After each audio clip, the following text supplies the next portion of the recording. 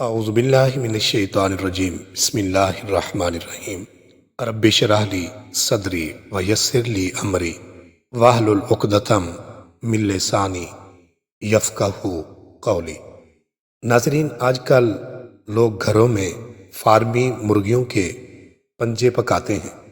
آیا شرعاً یہ پنجے کھانا درست ہیں یا نہیں؟ واضح ہے کہ فقہائے کرام نے حلال جانوروں کی 7 اعضاء کو حرام شمار کیا ہے۔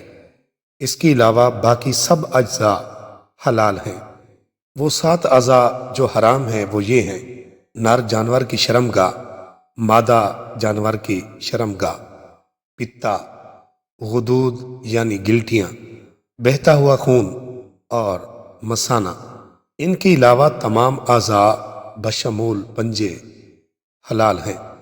صورت مسئلہ کے مطابق مرغی کے پنجے چونکہ مذکورہ اشیاء میں جو حرام قرار دی گئی ہیں ان میں شامل نہیں، اس لیے اس کے کھانے میں کوئی حرج نہیں، تاہم یہ خیال رہے کہ اس کے ساتھ جو گندگی لگی ہوتی ہے اس کو خوب صاف کر لیا گیا ہو۔ ناظرین، جو چیزیں شریعت میں حرام ہیں وہ اپنے تمام اجزاء کے ساتھ حرام ہیں، اور جن جانوروں کو حلال قرار دیا گیا ہے سوائے ان 7 اعضاء کے، اس کے تمام اعضاء حلال ہیں۔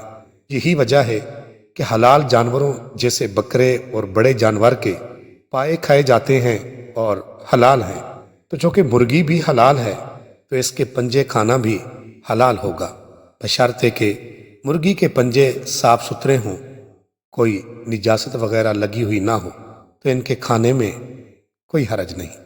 وما توفیقی الا باللہ۔